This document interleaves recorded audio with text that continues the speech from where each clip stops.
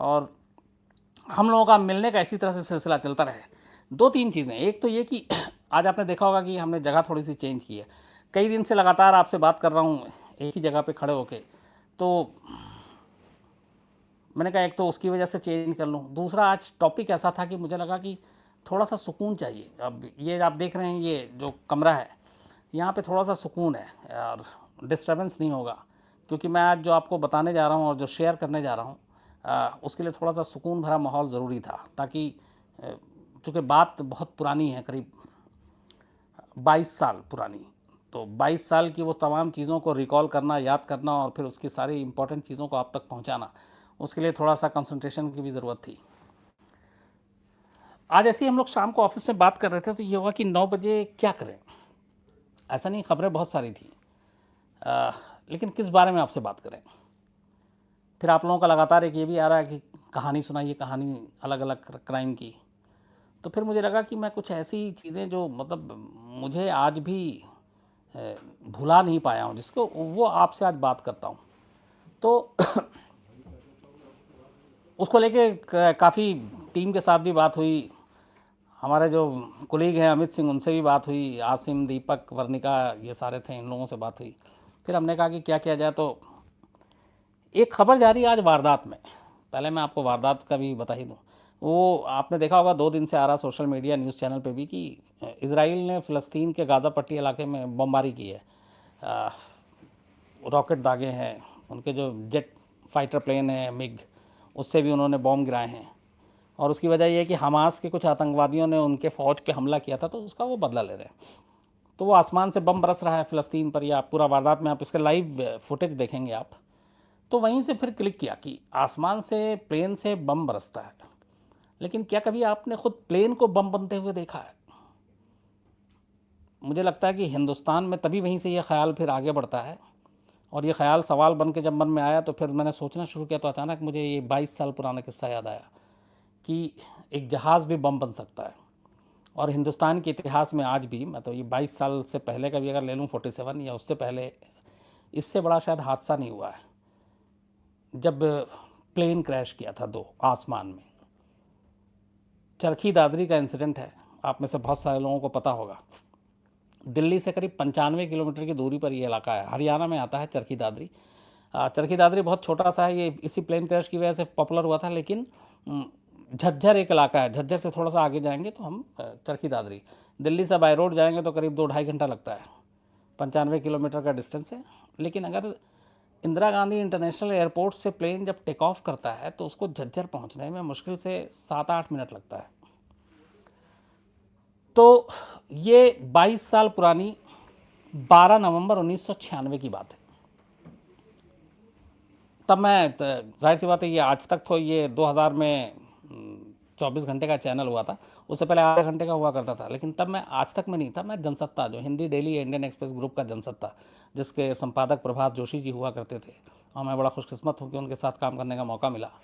तो मैं जनसत्ता में था और शाम का वक्त था, और ये आपको जो डेट बताया 12 नवंबर 1996, तो मैं रिपोर्टिंग करके वापस आके अपनी कॉपी लिख रहा था, और करीब ये 7, सवा 7 बजे का वक्त होगा। अखबार में ये होता है कि जनरली हम लोगों को 9 बजे छुट्टी मिल जाती है। आपने कॉपी लिख दी, उसके बाद फिर वो पेपर छपने जाता है, तो वो रिपोर्टर का काम जो होता है वो 9 तक ख़त्म हो जाता है। इवन अखबार में नाइट शिफ्ट जो होती है वो 11 बजे तक की होती है, टीवी में तो पूरी रात की होती है। 7, सवा 7 बजे एक कॉल आता है ऑफिस में जनसत्ता के कि चरखी दादरी में एक प्लेन के गिरने की खबर है। तो पहले आता है कि हो सकता है कोई छोटा मोटा प्लेन गिर गया, या फिर ये भी कि कोई कन्फ्यूज़न है, कुछ और गिरा हो, या कुछ लोगों का वहम हो। तो उसके बाद मुझे कहा जाता, मेरे boss Sushil Kumar Singh chief reporter थे, उन्होंने कहा कि चेक करो फटाफट।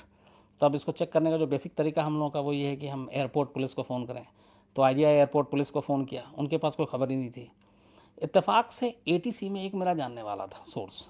ATC का फुल फॉर्म जो होता है वो एयर ट्रैफिक कंट्रोल। अब ATC क्या होता है, चलिए मैं पहले आपको यही बता देता हूँ कि जैसे ट्रैफिक पुलिस या ट्रैफिक का सारा संचालन आप ज़मीन पे देखते हैं, ये रेड लाइट है, ये ग्रीन लाइट है, ये आप राइट मुड़ेंगे, ये लेफ़्ट मुड़ेंगे, डूज डोंट्स, ये सारे होते हैं। तो जो ज़मीन पे ट्रैफिक पुलिस काम करती है, वही काम आसमान में ATC करता है, एयर ट्रैफिक कंट्रोल उसको कहते हैं। अब आपने एक चीज़ नोटिस किया होगा कि आप किसी भी शहर में रहें, कहीं भी रहें, जब भी आप आसमान में देखेंगे अगर आप, तो प्लेन आपको हमेशा एक ही रूट से उड़ता हुआ दिखाई देगा, एक ही तरफ से जाता है, और अगर उसके वापसी का है तो वो रूट भी फिक्स है। ये नहीं कि आसमान खुला पड़ा हुआ है तो एक प्लेन इधर से आ रहा है, एक इधर से, एक इधर से, एक इधर से, ऐसा कभी नहीं होता है। आप इसको आप अगर अभी तक आपने ध्यान नहीं दिया तो अब देखिएगा, पर्टिकुलर रूट है उसी पे वो प्लेन जाएगा। अगर आपके घर के आसपास एयरपोर्ट है तो आप देखेंगे अगर इधर से वो जा रहा है तो उसकी वापसी का रास्ता कुछ और होगा, इधर से आएगा नहीं, बहुत कम होता है, कई बार लेकिन डाइवर्ट कर दिया जाता है। तो एयर ट्रैफिक कंट्रोल में आसमान खाली है, खुला हुआ है, लेकिन वहाँ पे भी एक कॉरिडोर होता है ट्रैफिक का, मतलब एक प्लेन को इसी रूट पे उड़ना है, वो करीब 15-20-25 किलोमीटर भी आप रख लीजिए इस दायरे में, उससे ज़्यादा वो बाहर नहीं निकल सकता। तो उनकी भी लेन होती है, और उस लेन को संचालित करता, जो मेंटेनेंस, जो पूरा मेंटेन करता है, वो एयर ट्रैफिक कंट्रोल करता है, जो हर एयरपोर्ट के आपने पास देखा होगा एक सबसे जो ऊंची से ऊंचा टावर होता है, और वो एक चरखी घूमती रहती है, तो उसके ज़रिए वो कंट्रोल करता है। तो फिर मुझे जब कहा गया तो मैंने एयर ट्रैफिक कंट्रोल को फ़ोन किया, अपने सोर्स को मैंने पूछा, तो उसने कहा कि एक सऊदी एयरलाइंस यहाँ से उड़ी थी, और उड़ने के 6 मिनट के बाद ही उसका हमारा से एटीसी से संपर्क टूट गया। एटीसी से संपर्क टूटने का मतलब ये होता है कि एक प्लेन जब टेक ऑफ करती है या लैंड करती है, जब तक वो हवा में है तो वो किसी न किसी नियरेस्ट एटीसी के कांटेक्ट में रहती है। अगर दिल्ली से उड़ी तो उसके बाद जो भी एटीसी उसको कैच करेगा उस रूट में, मान लीजिए मुंबई है तो मुंबई एटीसी के संपर्क में आएगा, उससे पहले अगर वो बड़ौदा है तो उसके में। लेकिन ऐसा नहीं हो सकता कि एक प्लेन बिना एटीसी के कांटेक्ट या संपर्क में रहे बिना अपनी मंजिल से उड़े और दूसरी जगह पहुंच जाए, हो ही नहीं सकता, क्योंकि वो हवा में बेशक है लेकिन उसको गाइड नीचे से किया था, ज़मीन से। तो उसने कहा कि एक प्लेन यहाँ से उड़ा, लेकिन उसके बाद उसका संपर्क टूट गया। जब एटीसी ये कहे कि संपर्क टूट गया तो आप मान के चलिए 99.9% कि उस प्लेन के साथ कुछ हो गया, क्योंकि संपर्क तभी टूटता है या तो प्लेन क्रैश हो चुका होता है या प्लेन का पूरा सिस्टम फेल हो जाता है, मतलब किसी ना किसी हादसे का शिकार हो जाए, वरना प्लेन का कभी भी एटीसी से कांटेक्ट या संपर्क टूटता नहीं है। तो एटीसी ने यह कहा था कि उसका संपर्क टूट गया है। अब चूँकि कुछ चीज़ें मैंने यहाँ पे रखी हुई थी, जैसे ये बात होती है तो हम लोगों को कहा जाता है कि तुम भागो, क्योंकि दूसरी तरफ खबर आ गई चरखी दादरी में कुछ आग का गोला दिखाई दिया, तो हम सब अपना अपना फोटोग्राफर के साथ तब मैं भागता हूँ। और उसमें 90% दिल्ली के जर्नलिस्ट से क्या गलती हुई, जिसमें मैं भी शामिल था, हम लोग चरखी दादरी की बजाय दादरी की तरफ भागने लगे। और दादरी जो है ये नोएडा और ग्रेटर नोएडा जो है, अभी जो ग्रेटर नोएडा का आप एक्सप्रेस वे देखते हैं इसके लेफ्ट साइड पे है, तो ये अपोजिट डायरेक्शन में। और चरखी दादरी जो है वो उधर, जब हम उधर जाते हैं आपको चंडीगढ़ की तरफ दिल्ली से, तो वो अपोजिट डायरेक्शन में है। तो हम लोग सब निकले, और जाहिर सी बात एक सारे रिपोर्टर एक दूसरे से संपर्क में भी थे उस ज़माने में, लेकिन मोबाइल यूज़ नहीं करते थे, बहुत ज़्यादा महंगा था और नया नया शायद आया था, पेजर पे मैसेज चल रहा था। तो हम सब जब दिल्ली और चंडीगढ़ हाईवे की तरफ मुड़ने लगे तब पता चला कि ये चरखी नहीं, इधर ग्रेटर नोएडा की तरफ, तो पता चला ये नहीं है, वो हरियाणा की तरफ है। फिर वापस गाड़ी मोड़ी और खैर तब तक हम लोग गए। और तो वहाँ जाके क्या हुआ वो बाद में बताता हूँ, पहले आपको कहा यहाँ की जो कहानी थी वो ये थी कि सऊदी एयरलाइंस का एक प्लेन जिसमें कुल 289 मुसाफिर थे और 23 क्रू मेंबर थे, मतलब कुल मिलाकर 312 लोग थे। ये सऊदी एयरलाइंस की फ़्लाइट जो है दिल्ली से सऊदी अरब जा रही थी रियाद के लिए। टाइम पे उड़ी थी, 6:32 पे इसने IGI से टेक ऑफ किया। करीब 5.5 घंटे के बाद इसको रियाद पहुंचना था। इधर ये प्लेन टेक ऑफ करता और उधर एक कज़ाक एयरवेज़ की प्लेन थी जो कार्गो प्लेन, जिसमें चूँकि ये कज़ाक से जो सारा सामान दिल्ली आता है वो हमेशा गर्म कपड़े आते हैं, स्वेटर शॉल ये वो सारी चीज़ें वो आती है। और सर्दी का मौसम था, 12 नवंबर को ये हादसा हुआ है। तो 12 नवंबर के दिन कज़ाक एयरलाइंस में सर्दी के सारा स्वेटर और ये लेकर वो लोग दिल्ली आ रहे थे। उसमें टोटल 27 लोग थे जो ये स्वेटर वेटर लेकर आ रहे थे, और 10 क्रू मेंबर थे, मतलब 37 लोग कज़ाक एयरवेज़ में थे, और उधर 312 लोग सऊदी एयरलाइंस में। तो दोनों प्लेन को मिला दें तो 349 लोग थे, 37 और 312, 349 लोग। तो सऊदी एयरलाइंस टेक ऑफ करता है 6:32 पे, 6:37 पे एटीसी से उसका संपर्क टूट जाता है। उससे पहले जब संपर्क टूटता है तो एटीसी को अचानक रडार पे दिखता है कि एक कज़ाक जो एयरलाइंस है वो भी आ रही है उसी रूट पे। वो टेक ऑफ करना, वो ये टेक ऑफ हुआ था और वो लैंडिंग के लिए आ रही थी। तो इधर से जब देखा जाता है कि दोनों एक ही रूट से आ रहे हैं तो कज़ाक वालों को इंस्ट्रक्शन दिया था एटीसी से कि आप अपनी हाइट जो है वो 15,000 से ऊपर रखना, जो हाइट थी। क्योंकि सऊदी एयरलाइंस ने टेक ऑफ किया, तो जब आप टेक ऑफ करते हैं प्लेन तो आप धीरे धीरे ऊपर जाते हैं, और जो लैंडिंग करता है वो धीरे धीरे नीचे आता है। लेकिन गलती से यहाँ चूँकि टेक ऑफ हो चुका था और वो लैंडिंग करने वाला था, लेकिन चरखी दादरी से भी दूरी थी, तो अभी उसने अपना हाइट छोड़ा नहीं था। तो इनको कहा जाता कि 15,000 फीट आप से नीचे आओ। यहाँ पे प्रॉब्लम ये आ गई कि कज़ाक एयरवेज़ का जो पायलट था उसकी अंग्रेज़ी बहुत कमज़ोर थी। एक तो बोलने में भी कमज़ोरी थी, दूसरा समझने में भी, वो इंग्लिश समझने में प्रॉब्लम थी उसको। तो वो एटीसी की बात समझ नहीं पा रहा। जब तक ये समझा पाते, और कोई दूसरा ज़रिया नहीं था एटीसी के ज़रिए आपको सिर्फ कंट्रोल करने का या मैसेज देने का, और टाइम कम था क्योंकि इधर टेक ऑफ में भी स्पीड पकड़ी थी और वो उधर से उतर रहा था, उसकी भी स्पीड थी, दोनों हवा में। अब सऊदी एयरलाइंस 15,000 फीट तक पहुँच, क्योंकि सऊदी एयरलाइंस नीचे जा ही नहीं सकती थी, उसको हाइट ही लेनी थी क्योंकि वो टेक ऑफ किया है, और वो हाइट करीब 45,000 तक उसको जाना था। लेकिन चूंकि आईजीआई से उड़ा और चरखी दादरी बिल्कुल 95 किलोमीटर है, तो आप 95 तक जाते जाते फिर आप हाइट लेना शुरू कर देते हैं। तो सऊदी एयरलाइंस को आप नीचे नहीं कर सकते थे, उसको आपको ऊपर ही रखना था। कज़ाक वाले को आपको दिया गया कि आप 15 से ऊपर रखो। कज़ाक एयरलाइंस ने क्या किया कि चूंकि अभी सऊदी का हाइट कम था, उसने 14,500 फीट ही रखा, बल्कि धीरे धीरे 14,500 से भी वो 14,000 हो गया। तो जब वो 14 पे आए तो इधर से सऊदी एयरलाइंस भी 14,000 फीट की हाइट पे उड़ा था। अंग्रेज़ी उसको समझ नहीं पाया पायलट। जब तक कुछ और बात होती, कुछ मतलब नहीं, तेज़ी से स्पीड जो है वो करीब उस वक्त जो सऊदी एयरलाइंस की स्पीड थी, जो इंक्वायरी रिपोर्ट में आई है, 800 किलोमीटर प्रति आवर, मतलब 800 किलोमीटर रफ्तार से वो उड़ रहा था प्लेन, और कज़ाक वाले की जो स्पीड थी वो करीब 600 थी। तो 14,500 फीट की ऊंचाई पे कज़ाक एयरवेज, इधर से 14,500 के ही लगभग फीट पे, मतलब वो 10, 11, 12 करते करते करते सऊदी, और दोनों एक साथ आ गए। हेड कोलिजन नहीं हुआ, लेकिन उनका जो पंखी था प्लेन का दोनों का, वो पंखी दोनों का एक दूसरे से टकराया। तो जैसे ही टकराता है प्लेन डिसबैलेंस हो जाता है। सऊदी एयरलाइंस के प्लेन में फिर पंखी की वजह से चूँकि वो टूट गया थोड़ा, इंजन में आग लग गई। उधर कज़ाक एयर में भी आग लग गई, लेकिन सऊदी एयरलाइंस के प्लेन में उतनी तरह से बुरी तरह से आग नहीं लगी थी। उसका वो टूटने की वजह से, चूँकि उसमें बहुत सारे पैसेंजर थे, हेवी प्लेन था, वो बैलेंस खो जाता और उसके बाद वो सीधे ज़मीन की तरफ गिरना शुरू होता है।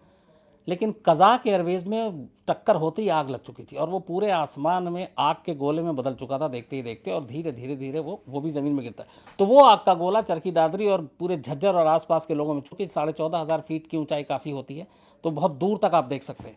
तो एक बहुत बड़ा आग का गोला, बहुत सारे लोगों को लगा था पता नहीं कुदरती आफत है क्या है, तो वो आग के गोले के रूप में नीचे गिरा, और सऊदी एयरलाइंस में आग नहीं लगी थी तब तक, वो वैसे ही गिरी। और दोनों चरखी दादरी के करीब 10 किलोमीटर के दायरे में इनका मलबा फैला था। ये तो कहानी का एक पार्ट हो गया। अब खबर मिलती है उसके बाद, जैसा मैंने बताया कि पहले हम लोग दादरी की तरफ भाग रहे थे, अब चरखी दादरी की तरफ भागते हैं। तो करीब करीब इस अफरा तफरी के चक्कर में 7:15 बजे की बात थी, 8 बजे के पौने 8 बजे के आसपास हम लोग निकले थे। रात वहाँ पहुँचते पहुँचते हम लोगों को करीब 1 बज जाता। उसकी वजह ये थी कि जहाँ पे ये मलबा गिरा था वो मेन हाईवे और रोड से अंदर की तरफ खेत ही खेत था, और 10 किलोमीटर दायरे में था। अब हमें नहीं मालूम था कि मेन कहाँ कहाँ कैसे हुआ, लेकिन हम पहुँचे 1 बजे रात को। वहाँ गांव वाले थे, जो भी, अंधेरा भी था। तो हमारी जो पहली गाड़ी रुकती है वो एक कच्ची सड़क के पास रुकती है। हम जा रहे थे, अचानक हमारे फोटोग्राफर रोहित थे उस वक्त, वो एक पेड़ के पास गाड़ी रुकवाता। मारुति वैन गाड़ी थी, हम लोग जा रहे थे। मारुति वैन के हेडलाइट से हमें वो पेड़ पे कुछ दिखा, क्योंकि लाइट ऐसे जा रही थी हेडलाइट की। तो हमने जब रोका तो पेड़ के ऊपर ब्रीफकेस टंगा हुआ था, 1, 2, 3, मतलब वो जाहिर से ऊपर से गिरा होगा, और उसी पेड़ पे 2-3 बॉडी टंगी हुई है। तो पहला देखते ही हम लोग तो बुरी तरह से सिहर गए। तो पता चला कि अब यहाँ से ये शुरू होता है मलबा बिखरने का। फिर हमने वहाँ पे जो भी उसने शूट वूट किया, मतलब स्टिल फ़ोटो खींचा, न्यूज़पेपर में थे हम लोग इसलिए शूट होता नहीं था। उसके बाद फिर आगे बढ़े धीरे धीरे। फिर बाकी भी सारे रिपोर्टर, इवन जो फॉरेन थे, अखबार बीबीसी है, वो सारे लोग वहाँ पहुँच चुके थे। रात 2, 3, 4 बजे तक हम यूँ भटकते रहे। एक वहाँ बड़ी बुरी चीज़ भी देखी कि गांव के बहुत सारे लोग ऐसे भी थे जो जिन्हें पता चला तो वो सामान लूटने के लिए पहुंच गए, फिर पुलिस को आके रोकना पड़ा, वो कोई बैग उठा के भाग रहा है, कोई कुछ भाग रहा है, और उनमें से बचने की तो किसी की चांस थी नहीं, उम्मीद था नहीं। तो धीरे धीरे उसके बाद हम लोग पूरी रात टहलते रहे, और जिधर जाएं उधर लाशें, कहीं खेत में कहीं वो, पर अंधेरा हो रहा था। और तब ये भी नहीं था कि हमें एडवांटेज की मोबाइल में आजकल तो टॉर्च आता है, मोबाइल से जला लें, मोबाइल उस वक्त था नहीं। तो जो कैमरे की फ्लैश लाइट थी उसके ज़रिए, या कुछ लोग जो सिगरेट पीते हैं माचिस और लाइटर के ज़रिए, तो ये हम लोग सब जो था वो। और कई बार जब चलते थे हम लोग, पैर के नीचे बहुत मुलायम मुलायम चीज़ टकराती थी, तो हम लोग को यही लगता था कि ये मट्टी है, खेत में खेती वेती की जगह है, ध्यान नहीं दिया।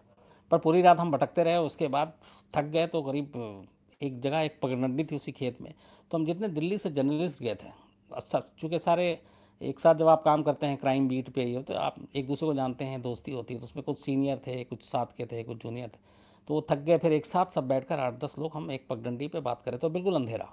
उस वक्त तक ये भी हो गया था कि सबके कैमरे की लाइट वाइट भी ख़त्म हो चुकी थी, और अब ये था कि करना क्या है वहाँ। ये टीवी के जैसा लाइव ऐप तो करना नहीं था, रिपोर्ट भेजनी है तो अब रिपोर्ट सुबह भेजेंगे, या तो किसी को फ़ोन करके लिखाएंगे या फैक्स करेंगे, जो भी स्क्रिप्ट होगी, फ़ोटो भी भेजेंगे।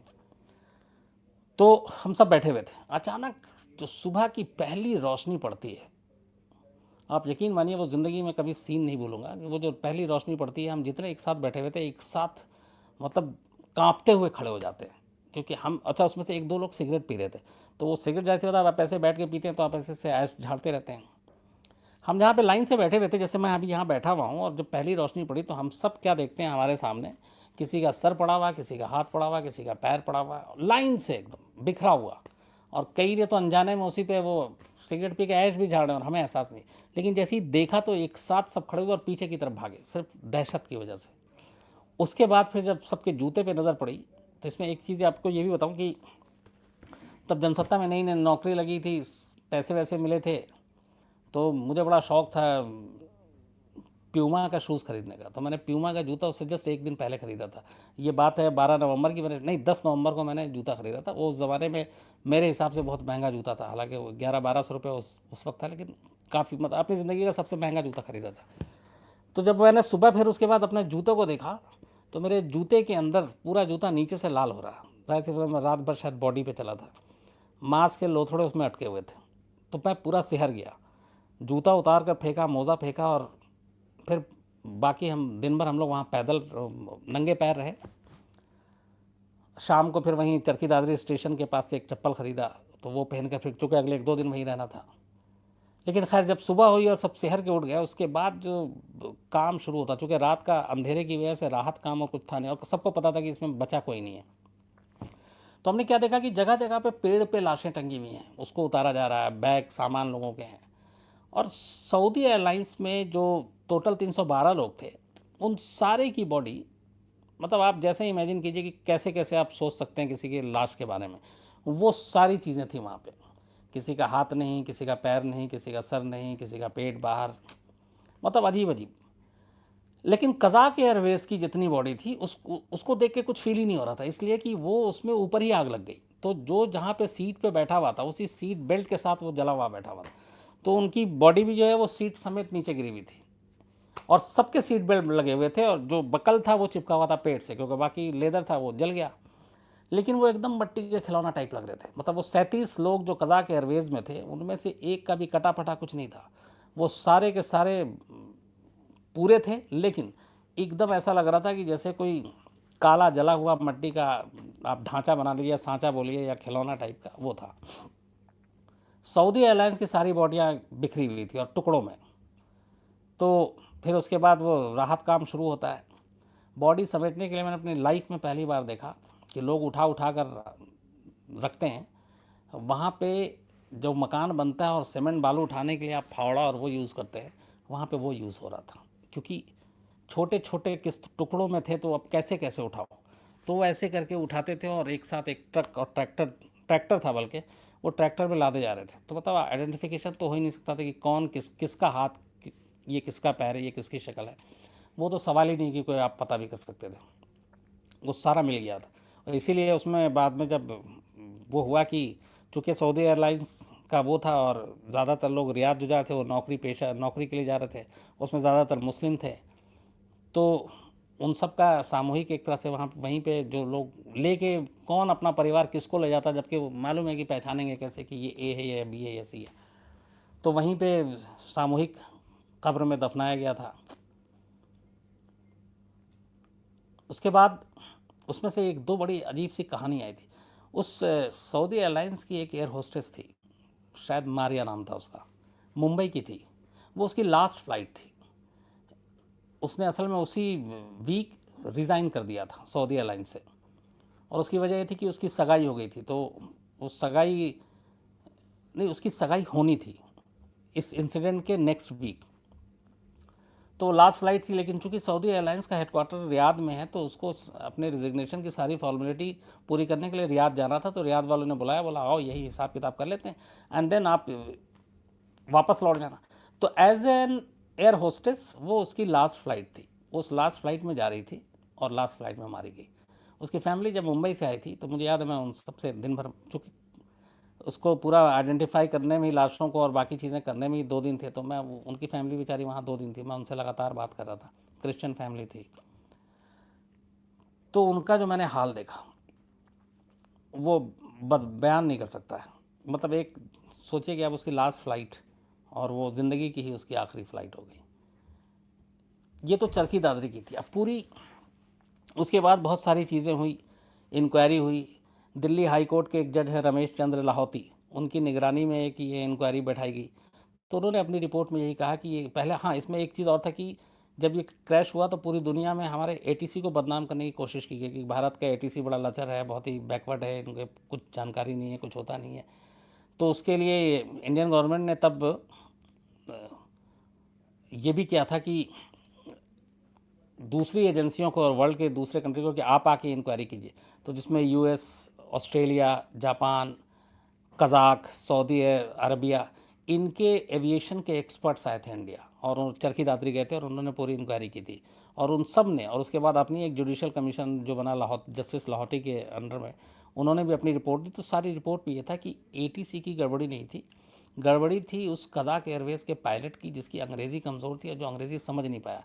सिर्फ भाषा ना समझने की वजह से यह हादसा हुआ। अगर वो जो हाइट थी 15,000 फीट वाली बात बार बार कहा जाता, अगर वो समझ जाता तो ये हादसा ना होता। और इसीलिए इसके बाद से बहुत सख्त रूल कर दिए गए कि जो भी पायलट और प्लेन के जो क्रू मेंबर हैं, इवन पायलट नहीं, सिर्फ क्रू मेंबर के लिए भी, कि उनकी इंग्लिश न सिर्फ बोलने बल्कि समझने की भी, और ये नहीं कि सिर्फ अपने कंट्री या आस पड़ोस के, अलग अलग मुल्क में अलग अलग तरीके से बोली जाती है अंग्रेज़ी, प्रोनाउंसिएशन अलग होता है। तो उसकी भी बाकायदा क्लास और कोचिंग होती है कि आप अगर इंडिया में अंग्रेज़ी ऐसे बोलते हैं तो ब्रिटिश का टोन अलग होता है, अमेरिकन का अलग होता है, ऑस्ट्रेलियन का अलग होता है, रशियन का अलग होता है। तो वो बाकायदा क्लास और कोचिंग ये सारी चीज़ें होती है, और तब जाके वो पायलट अप्रूव होता है। ये इस इंसिडेंट के बाद इसको सख्ती से लागू किया था। तो खैर उसके बाद ये पूरी एटीसी की बात हुई, लेकिन एटीसी में ऐसा कुछ निकला नहीं और एटीसी को क्लीन चिट दी गई। हालांकि इस रिपोर्ट में ये था कि एटीसी की कुछ सिस्टम, जैसे कि अगर एक आदमी नहीं समझ रहा तो कुछ सेकंड ऑप्शन होना चाहिए उस तक बात पहुंचाने की, वो चीज़ें हैं एविएशन में, हमारे पास तब नहीं थी, बाद में खैर उसको ठीक किया गया। तो ये तो मतलब हाँ, इसमें 2-3 चीज़ें और, जैसे मैंने आपको बताया कि मैंने प्यूमा का जूता फेंक दिया, ये हो गया। उसके बाद मैं दिल्ली लौटा, 3 दिन तक वहीं रहा था। इन 3 दिनों में मुझे अपने अंदर से अपने पूरे जो भी कपड़ा पहनता था, एक छोटा मोटा वहाँ पे गेस्ट हाउस था, वहीं हम लोग ठहरते थे, तो ऐसा लगता था कि मांस जलने की जो बू आ रही है ना, वो मेरे बॉडी से आ रही है, मेरे कपड़ों से आ रही है। तो अजीब सी सिहरन होती थी। फिर मुझे लगा कि उस माहौल में हूँ, चूँकि कज़ाक एयरवेज़ में सारी बॉडी जली हुई थी, तो वो सारा, जब हम लोग पहुँचे थे तब भी धुआं उठ ही रहा था और हम धुएँ के आसपास ही थे। तो जैसे शमशान में आप जाते हैं तो जो चिता जलती है और जिस तरीके की चीज़ें होती, तो लगभग वैसा था। तो जब दिल्ली लौट कर आए तब भी वो स्मेल नहीं जा रहा था, काफ़ी वक्त लगा मुझे। और इस वजह से मैंने करीब 1-2-3 महीने तक मैंने नॉनवेज खाना छोड़ दिया था। मैं नॉनवेज बहुत खाता हूँ, लेकिन सिर्फ जब भी मैं नॉनवेज खाऊं तो मुझे चरखी दादरी याद आ जाए, तो इसलिए उसको छोड़ दिया। बड़े मुश्किल से ये यादें उस वक्त निकली थी, क्योंकि ये मेरी ज़िंदगी का, इससे मेरी क्या, मुझे लगता है कि हिंदुस्तान में किसी भी क्राइम रिपोर्टर में इससे ज़्यादा एक साथ 349 लाशें आपके 10 किलोमीटर के दायरे में फैली हों और आप उसके बीच में हों, तो वो हर एक मतलब देखने को नहीं मिलते, और ऊपर वाला ना करे कि ऐसा देखने को फिर कभी मिले। तो और ऐसी ऐसी जिसके बारे में मतलब उसी दिन से मुझे ये हो गया था कि ऐसी कौन सी लाश है जो मैंने नहीं देखी है। जिस तरीके की आप बात करेंगे वो सारी लाशें वहाँ पे थी। तो वो हमेशा डराती हैं, चौंकाती हैं, सिहराती हैं। लेकिन दिल्ली आने के बाद फिर अचानक कुछ खबरें निकलनी शुरू हुई। एक अजीब देखिए खबर, अब 349 लोग मरे, एक जिसकी आखिरी फ्लाइट है और उसके बाद उसको प्लेन में ही नहीं जाना, उसमें वो भी मारी जाती है ज़िंदगी की। अब दूसरी एक कहानी है दिल्ली के ओखला में, एक फैमिली रहता था, आमिर या नासिर, मैं थोड़ा सा कंफ्यूज हूँ, आमिर या नासिर उसका नाम था। और उसको जाना था रियाद नौकरी करने के लिए। बहुत ही छोटे मोटे अपना, बहुत ज़्यादा वो अमीर नहीं, गरीब आदमी, इसी तरह से पैसा जोड़ के और उसने किसी से करके वहाँ मजदूरी और यही सब कुछ करने जा रहा होगा वो। तो उसको वहाँ से वीज़ा मिल गया था और नौकरी किसी कंपनी के थ्रू, तो वो जा रहा था रियाद नौकरी करने के लिए इसी सऊदी एयरलाइंस की इसी फ्लाइट से, फ्लाइट नंबर 763। सऊदी एयरलाइंस का ये प्लेन का नंबर था 763, बोइंग था ये। तो वो एयरपोर्ट पहुंचता है, उसकी पूरी फैमिली ओखला वाले बेचारा बच्चा घर से कमाने के लिए जा रहा है, वो उसको इंदिरा गांधी इंटरनेशनल एयरपोर्ट छोड़ने जाती है। एयरपोर्ट में जाहिर सी बात है कि आप एक हद तक ही जा सकते हैं, उसके बाद जैसे ही आपने सिक्योरिटी चेक किया आप उसका अंदर आप बाहर नहीं आ सकते। तो वो अपना सारा कुछ करता है, जैसे ही अंदर जाता है सिक्योरिटी चेक हो जाता है। उसके बाद तब ये भी नहीं था कि आप अंदर से मोबाइल पे कॉल कर रहे हैं, बता रहे हैं ये है वो, तब मोबाइल हर हाथ में नहीं हुआ करता था। उस वक्त इनकमिंग आउटगोइंग का मिनट ही 25 रुपये शायद हुआ करता था। तो वो अंदर चला गया, उसकी फैमिली वापस घर लौट आई। अब वो वापस फैमिली घर लौटती है करीब 7:30-8 बजे के आसपास। वापस जैसे ही घर आती है तो ओखला में तब तक बात हो, क्योंकि उस फ्लाइट में ज़्यादातर मैंने आपको बताया मुसलमान थे, वो सऊदी अरब नौकरी करने के लिए जा रहे थे बेचारे, और सारे मजदूर तबका और उसी टाइप के लोग थे। तो ओखला पहुंचते हैं तो तब तक ये बात फैल गई कि सऊदी एयरलाइंस का प्लेन गिर गया, क्योंकि ये बात 7:15 बजे हम लोगों तक थी और रेडियो में आ चुका था। टीवी में भी तब तक उस वक्त ये जी न्यूज़ था, जी इंग्लिश करके है ना, NDTV हुआ करता था। तो तब तक ये खबर आ गई कि दिल्ली के पास एक प्लेन गिर गया और वो भी सऊदी एयरलाइंस का। तो ये ओखला के और भी कुछ फैमिली थे जिनके बच्चे उसी फ्लाइट में जा रहे थे। ये खबर सुनते वहाँ रोना पिटना शुरू हो जाता है। ये पूरी फैमिली वापस भागती है एयरपोर्ट, ताकि पता चले, इन्फॉर्मेशन मिले क्या है कैसे है। अब ये जो आमिर या नासिर था, इसकी भी फैमिली घर पे पहुंची ही नहीं थी कि ये खबर आई, और उसके बाद वो वापस। अब एयरपोर्ट के अंदर की कहानी सुनिए। ये लड़का एयरपोर्ट के अंदर जाता है, इसकी फैमिली इसको छोड़ के चली जाती है, ये जाता है वीज़ा और वो दिखाता है और बोर्डिंग पास ले रहा होता है। जब ये बोर्डिंग पास ले रहा होता है तो वहाँ पे एक लेडी बैठी थी, सऊदी एयरलाइंस की एम्प्लॉय थी, इंडियन। वो उससे कहती है कि जो एक बंदा साइड में खड़ा हुआ था कि देखो तुम्हारा ये जो है ना वीज़ा, इस पर तुम कल भी जा सकते हो, परसों भी जा सकते हो। ये अगर इसने कल ज्वाइन नहीं किया, उसका लास्ट डे था अगले दिन का, तो बोला कि इसका ये वीज़ा एक्सपायर कर जाएगा और इसकी नौकरी भी नहीं जाएगी और कुछ नहीं होगा। तो अगर तुम इंसानियत के नाते इसकी हेल्प कर सकते हो, और प्लेन में सीट नहीं था, तो उसने बोला सीट नहीं है, तुम अपनी अगर इसको सीट दे दो, तुम्हारी मर्जी शामिल है, तो मुझे कोई ऑब्जेक्शन नहीं है। और वो उसका गिड़गिड़ाने लगता दूसरा वाला, वही मजदूर पेशा, कि यार तू कल भी जा सकता है, परसों भी जा सकता है, 15 दिन बाद भी जा सकता है, पर मैं अगर आज नहीं गया तो कल मेरी ज्वाइनिंग है। और उसकी ज्वाइनिंग के लेट इसलिए हुआ था कि वो बेचारा उतना पढ़ा लिखा नहीं था, जो उसके लेटर वेटर थे उसको किसी ने ब्रीफ ही नहीं किया था, तो टिकट कराया तो वेटिंग लिस्ट में था। अब वो आदमी कंफ्यूज हो जाता है जो आमिर नासिर की, क्या करूँ। फिर उसे लगता है कि इसकी नौकरी चले जाएगी, दिल का अच्छा था, लेकिन उसे एक डर लगता है कि घर वाले कहेंगे कि तू बड़ा हीरो बन रहा है, तू बड़ा वो कर रहा है, तेरे को इतने मुश्किल से भेज रहा हूँ, तूने अपने सीट टिकट दूसरे को दे दी। बट वो कहता है कि ठीक है। अच्छा, वो जो एम्प्लॉय बैठी हुई थी वो कहती है कि मैं तुमको अभी इसी वक्त कल के फ़्लाइट की वो दे देती हूँ, सऊदी एयरलाइंस डेली फ़्लाइट है। तो उसने उसको कल की उसी सेम टाइम की फ़्लाइट, उसने बोला ये लो तुमको मैं अभी दे, और उसने उसको दे दिया। इसने अपनी टिकट सीट उसको दे दी। अब ये प्लेन में चढ़ा नहीं, उसके बाद ये रात को वापस घर आ रहा है। अब जब ये ओखला अपने घर पहुंचता है, देखता है घर के बाहर ताला लगा हुआ है। अब वो परेशान, इधर फैमिली वाले एयरपोर्ट पहुंच चुके हैं, तो उनमें से फैमिली के जो है कुछ लोगों को बताया जाता है कि आप चरखी दादरी है वहाँ पे आप जाओ। तो एयरपोर्ट वाला अथॉरिटी ने कुछ इंतज़ाम किए थे, बस के जो ऐसे फैमिली थे उनको वहाँ तक ले जाने के लिए। तो इनकी फैमिली के कुछ बड़े लोग चले जाते हैं, बाकी जो औरतें और एक दो वो होते हैं उनको कहते हैं तुम लोग घर जाओ और घर पे रहो, सब नहीं जाएंगे चरखी दादरी। तो वो फैमिली वापस आती है ओखला में। जब वो आती है तो ये दरवाजे पे जिस पे ताला लगा हुआ ये बैठा हुआ सीढ़ी पे, और जैसे ही वो फैमिली उसको देखती है, वो एक पहले तो एक साथ भूत भूत करके वापस पलटने लगते हैं। तब तक ये बोलता है अरे बुआ खाला मौसी जो भी हैं। फिर उन्हें अच्छा उनको ये कि ये तो उसको हम बैठा कर आए हैं, ये तो अंदर जा चुका है। अब उनकी हालत ख़राब, लेकिन फिर वो जब अपनी कहानी बताता है, फिर वहाँ पे जो वो लोग रोते हैं, जो सीन होता है, और ये सारे अखबारों में फ्रंट पेज स्टोरी थी। इससे दो मैसेज मिले थे, एक उसने अच्छाई किया जिसका उसको सिला मिला, उसकी जान बची, और दूसरा लेकिन आप देखिए अफसोसनाक, जिसके हिस्से में मौत नहीं थी, जिसको कहा जा रहा था कि सीट नहीं है, तू नहीं जा सकता, उसने गिड़गिड़ा के सारे जुगाड़ करके और उस बंदे की टिकट किया, उसके मौत जो है हिस्से की मौत अपने हिस्से में ले ली और वो मर गया। तो ये जो चीज़ें हैं मतलब भुलाई नहीं जाती। वो मुझे लगता है कि आज भी शायद वो आमिर या नासिर ओखला में होगा, और अगर क्राइम तक के ज़रिए भी देख रहा हो तो मैं एक बार ज़रूर चाहूँगा, मिल के पता भी करूँगा कि एक बार उससे मिलूँ। ताकि 22 साल हो गए, तब उसकी उम्र शायद नौकरी के लिए जा रहा, तब यंग ही था। लेकिन ये जो कहानी थी वो मैं कभी भूलूंगा नहीं। अच्छा, मैं आपको एक चीज़ और बताता हूँ कि इसके अलावा अपनी रिपोर्टिंग में ये पहला था, इसके अलावा मैंने 2 प्लेन क्रैश की और रिपोर्टिंग की, टोटल 3। एक दूसरा जिसमें माधवराव सिंधिया सवार थे, कानपुर से 137 किलोमीटर दूर, और मैं इत्तेफाक से कानपुर में था। वो रिपोर्टिंग मुझे इत्तेफाक से इसलिए मिली कि मैं कानपुर में नियरेस्ट था स्पॉट के। और तीसरा मैंगलोर में जो 2010 में हुआ, जिसमें अभी 150 के करीब लोग मारे गए।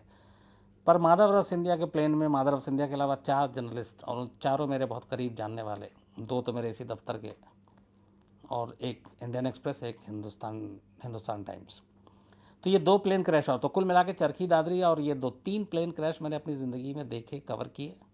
और उसके बाद असर ये है उसका कि मुझे दुनिया में आज भी अगर सबसे ज़्यादा किसी चीज़ से डर लगता है तो वो सिर्फ प्लेन में ट्रैवल करने से। मजबूरी में मैं प्लेन में बैठता हूँ, कोशिश करता हूँ कि अगर प्लान स्टोरी है, जल्दी नहीं चाहिए, तो मैं ट्रेन में ट्रैवल करना प्रेफर करता हूँ।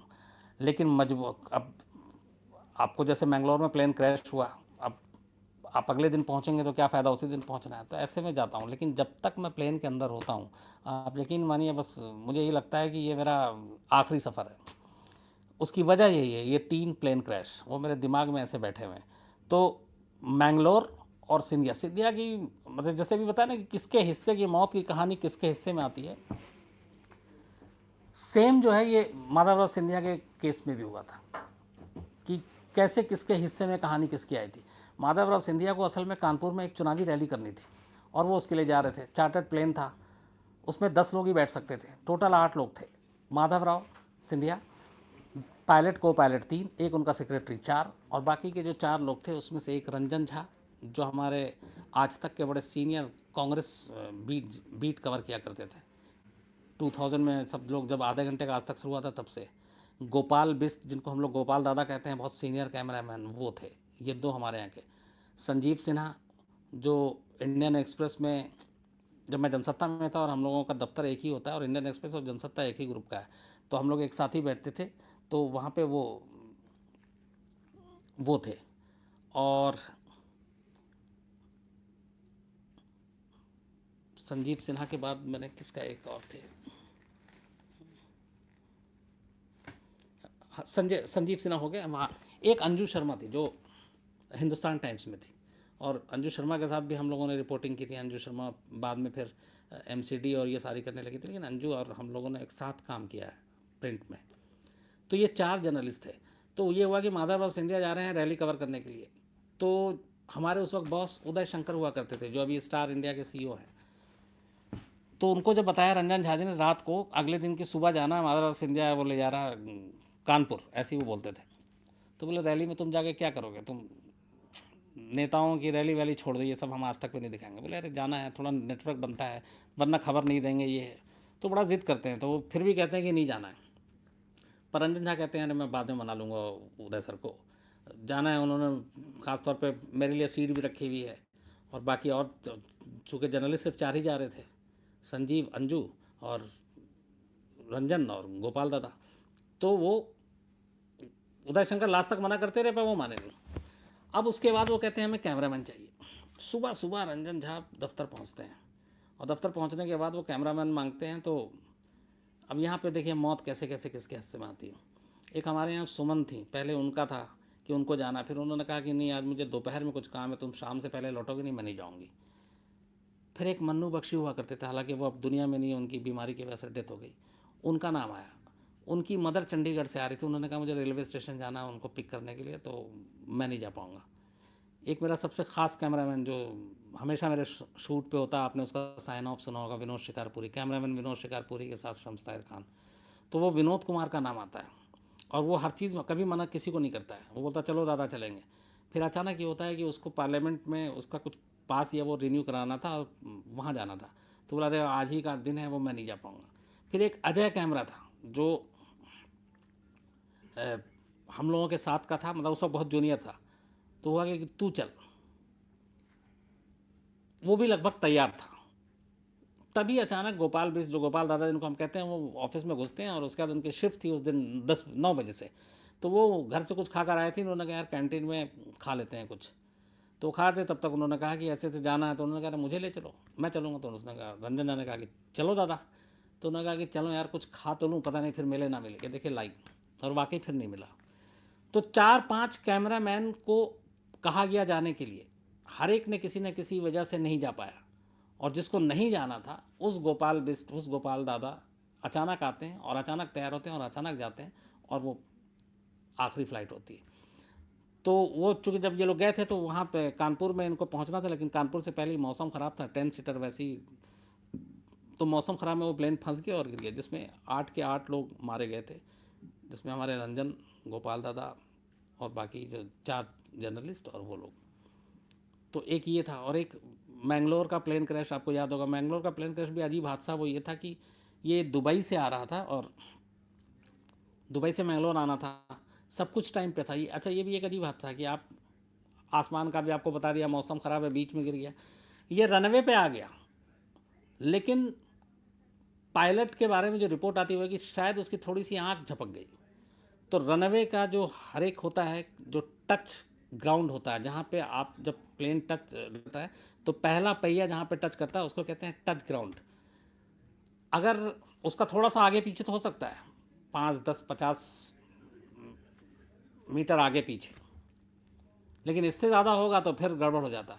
तो वो उसने टच ग्राउंड बहुत आगे जाके टच किया, और वहाँ का रनवे है छोटा मैंगलोर का, क्योंकि उसकी वजह है कि उसके 3 तरफ खाई है, बहुत गहरी खाई है, 350 फीट तक की खाई है, मैंने तो देखा भी है। तो जहाँ पे उसको पहला टच करना था इधर टच ग्राउंड पे, उससे बहुत आगे जाके किया, और इसलिए जब उसने बहुत आगे किया तो जहाँ पे उसको ब्रेक भी मारना था, वो ब्रेक मारते मारते भी वो जाके प्लेन खाई में गिर गई। और उसमें करीब 160 लोग थे, सिर्फ 8 बच पाए थे, 152 लोग मारे गए थे, जिसमें क्रू मेंबर भी थे।